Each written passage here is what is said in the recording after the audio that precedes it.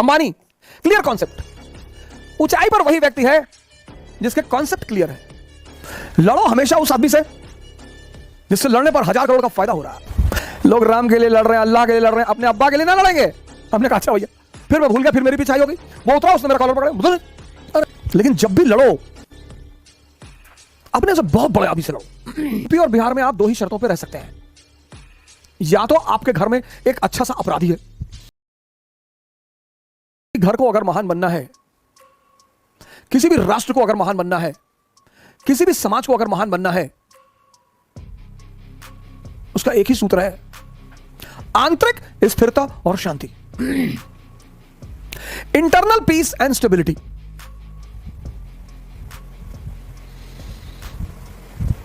इसलिए जो बहुत समझदार मां बाप हैं, मिडिल क्लास मां बाप यूपी बिहार में, उन्होंने अपने बच्चों को बाहर भेज दिया, चाहे खेत भेजना पड़े, क्योंकि वो जानते हैं कि अगर वो वहां घर पे रहेंगे, सामंतवादी इलाके हैं ये, यूपी बिहार सामंतवादी इलाका है, यहां आप खुराफात मत करिए, बदतमीजी मत करिए।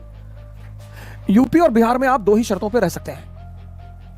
या तो आपके घर में एक अच्छा सा अपराधी है, 4-5 लोगों का सर काट के लाया है, तो आप आराम से रहेंगे, सुकून से रहेंगे। या आपके घर में कोई सिविल सर्वेंट है या नेता है अच्छे स्तर का, वरना आप नहीं रह पाएंगे। ये लोग कहते हैं भैया हम तो बदतमीजी करते नहीं, फिर हमारे साथ होगी। आप गांव में चले जाइए, 1 दिन के लिए गांव बहुत अच्छे हैं, 2 दिन के लिए गांव बहुत अच्छे हैं, तीसरे दिन ना रह पाएंगे। और जिनको शहर की शांति मिल चुकी है, शहर में फ्लैटों में अगल बगल वाले एक दूसरे से बात नहीं करते, कभी कभार once in a blue moon सामने वाला फ्लैट वाला निकल आया, good morning, how are you, खत्म। इस दिल्ली जैसे मेट्रोपोलिस में, मुंबई में बहुत लोगों को बड़ी शांति मिल गई। परिवार है, बच्चे हैं, सैटरडे संडे को वीवीआर चले गए गांव में। और उसकी वजह क्या है? जनसंख्या। एक घर में 10-10, 12-12 लोग हैं, एम्प्लॉयमेंट है नहीं, आय का स्रोत है नहीं। अपने घर में लड़ेंगे तो खुद ही को मार डालेंगे, तो बगल वाला खुशी है तो उससे लड़ो ना। बहुत चुनौतीपूर्ण है इस वक्त इन स्टेटों में सरवाइव करना। वैसे तो सारी जगह चुनौतीपूर्ण है, यहां परसेंटेज ज्यादा है। दुनिया में लड़ो जरूर, फिर से इस लाइन को दोहराऊंगा, दुनिया में लड़ो जरूर, युद्ध करो युद्ध, लेकिन जब भी लड़ो अपने से बहुत बड़े आदमी से लड़ो। भिखमंगों से कुछ लोग सबसे लड़ते रहते हैं, रिक्शे वाले से लड़ गए, ऑटो वाले से लड़ गए, टेंपो वाले से लड़, जानते नहीं हो कौन हो भैया? पृथ्वीराज चौहान के खानदान के हो? नहीं, अरे रिक्शा वाला लड़ने की चीज है। मुखर्जी नगर में एक बार मेरा कॉलर पकड़ के उतार दिया रिक्शा वाला।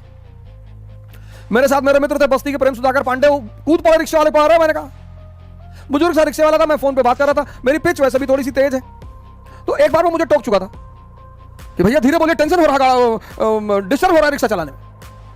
हमने कहा अच्छा भैया, फिर मैं भूल गया, फिर मेरी पिछाई हो गई, वो उतरा, उसने मेरा कॉलर पकड़ा। अरे मैंने कहा भैया, पांडे जी कूद गए। मैंने कहा रहे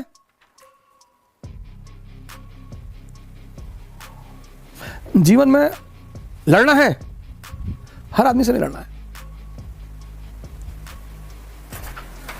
जीवन में लड़ना है, हर आदमी से नहीं। जितने लोग हर आदमी से लड़ते हैं वो भिखमंगे हैं। फेसबुक पे तो कभी कभी मैं देखता हूं लड़ाई होते हुए, अरे बाप, पर्सनल जाते लोग, गाली देने लगते हैं, तरी।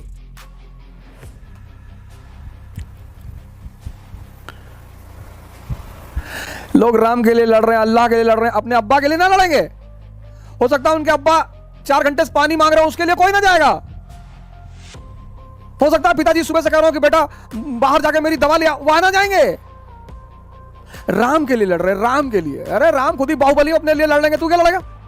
अल्लाह के लिए तुम लड़ोगे? खड़े हो नहीं पा रहे हो, हवा चल रही है तो हिल रहे हो, अल्लाह के लिए लड़ोगे?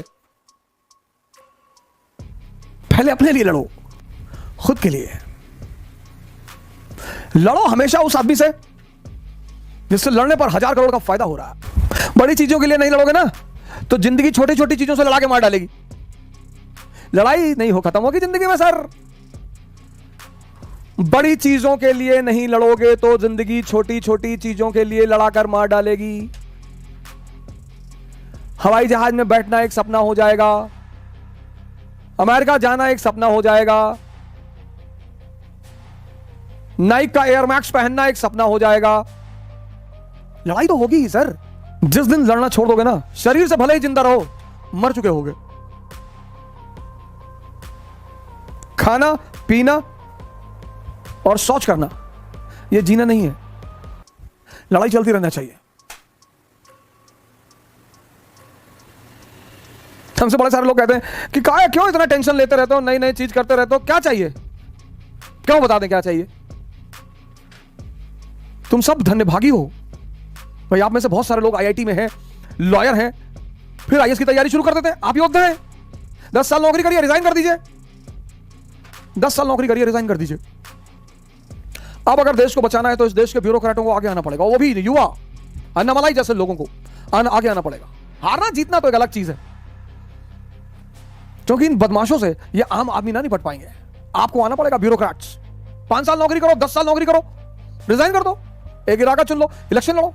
और जिस दिन 350-400 ब्यूरोक्रेट भारत के पार्लियामेंट में पहुंच गए, सुपर पावर सर, यही एक रास्ता है। भारत का जब भी सुधार होगा ऊपर से होगा सर, क्योंकि नीचे की जनता बहुत इनोसेंट है सर। 70% इतनी इनोसेंट है, आप इसको समझाने जाओगे या आपको मार के भगा देगी। इस देश की 70% जनता इनोसेंट है। उस 70% इनोसेंट जनता को 20% बदतमीजों ने बहका रखा है। ब्राह्मणों ने शोषण किया, तो ब्राह्मणों ने शोषण, ब्राह्मण। और 10% जो इस देश के पढ़ा लिखा समृद्ध तबका है, इंटेलेक्चुअल तबका है, वो बेचारा असहाय है। वो मुसलमान अगर अपने कौम को समझाने जाता, वो कहता है संघी बीजेपी का पैसा खाया है। अगर हिंदू अपने लोगों को समझाने जाता, वो कहता है ये तो मौलाना कश्मीरी इसको पैसा भेज रहे हैं। बड़ी दिक्कत है सर। मेरे बड़े सारे मुसलमान दोस्तों कहते हैं इस बात को कि यार हम कैसे अपने लोगों को समझाएं।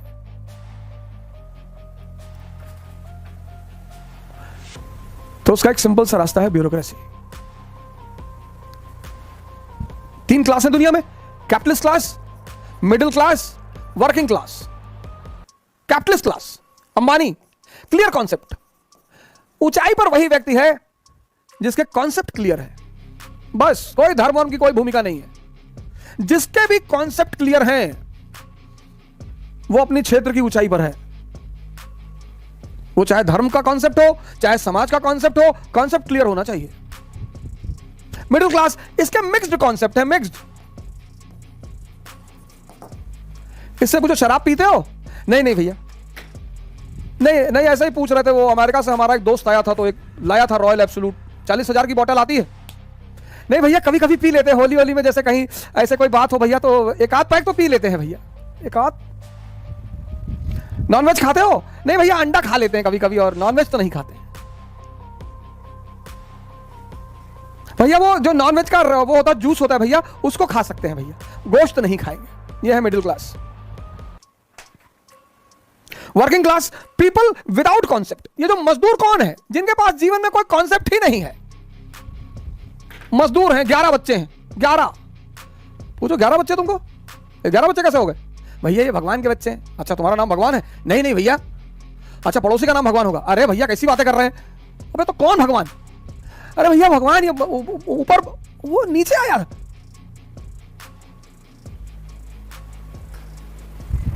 दुनिया में हर वो आदमी मजदूर है जिसके अपने जीवन के कॉन्सेप्ट स्पष्ट नहीं है। सिंपल सिद्धांत है। दुनिया में हर वो आदमी महान है जिसके अपने जीवन के कॉन्सेप्ट क्लियर है। ये करना है मतलब करना है। क्योंकि आप बाहर निकलोगे, जितने लोगों से बात करोगे उतना कंफ्यूज होते चले जाओगे। हमें जब पहली गाड़ी लेनी थी तो हमारी श्रीमती जी बात करने लगी कि यार वैगनार लेने, WagonR is a middle class car and WagonR you don't get the feeling of a car. इन्होंने कहा यार वैगनार नहीं लेंगे। मैंने कहा ठीक है वैगनार मतलब दूसरी कोई गाड़ी ले लो। फिर उन्होंने बात किया तो बोली हुंडई लेंगे। हमने कहा हुंडई ले लो। फिर उन्होंने कहा कि नहीं हुंडई में यार मेंटेनेंस बहुत है और एवरेज बहुत कम है। हमने कहा तो छोड़ो फिर कोई और गाड़ी देख लो। सर 5 महीना ये ड्रामा चलता रहा, गाड़ी आई ही नहीं, चूंकि लेना ही नहीं की मर्जी था। फिर मैंने एक दिन इनसे कहा, मैंने कहा चल गाड़ी लेते हैं, चल। कौन सी गाड़ी? मैंने कहा चुप, कुछ बोलियो मत, चल। महिंद्रा के शोरूम पहुंचे सर, कॉन्सेप्ट महिंद्रा नोएडा में। मैंने कहा भैया स्कॉर्पियो लेनी है, टॉप मॉडल। कहा सर मैं आपको स्कीम, मैंने कहा कोई स्कीम उसकी मत बता, सीधे बता कितना पैसा देना है, बस खत्म, चेक काट के देता हूं, शाम तक गाड़ी घर पे चाहिए। कहा स्कीम तो पूछ लिया। मैं पूछना ही नहीं। जिंदगी में छोटी छोटी चीजों के लिए किसी से क्या पूछना। कपड़ा खरीदने जा रहे हैं 4 लोग को लेके जा रहे हैं, लड़की देखने जा रहे हैं 5 लोग को लेके जा रहे हैं। अब 5 लोगों में से एक ने किसी ने कह दिया बाल छोटा है लड़की का, तो बाल में कहां घुसे जा रहे हो, बाल एक्सटेंड करवा लेंगे, बड़ा करवा लेंगे। 5 लोगों को लेकर लड़की देखने जाओगे, तुम्हारी शादी कभी होगी ही नहीं। और लड़की देखने जाना मत, और जब भी लड़की देखने जाओ तो शीशा भी लेकर जाओ, एक बार लड़की को देखो, एक बार अपना भी शीशा चेहरे में देखो। ये हिंदुस्तान में लोग लड़की देखने जाते हैं, इतनी औकात है तुम्हारी, लड़की देखने जाओगे। और जब भी किसी लड़की को देखने जाओ तो शीशा भी ले जाओ जेब में। और जब किसी लड़की के बाप से दहेज मांगो तो यहां मत्थे पे लिख के जाओ, अपने मत्थे पर, अपने पापा के मत्थे पे, कि हम भिखमंगे, हमारे अब्बा भिखमंगे। लड़की वाले तो देना ही चाहते हैं, उनसे क्या मांगना, लड़की तो दे ही रहे हैं सर, और किसी का जीवन ले लोगे। और आजकल के तो मां बापों से बिल्कुल नहीं मांगना चाहिए सर, वो बाप अपना पूरा जीवन लगा देता अपनी बच्ची को पढ़ाने में।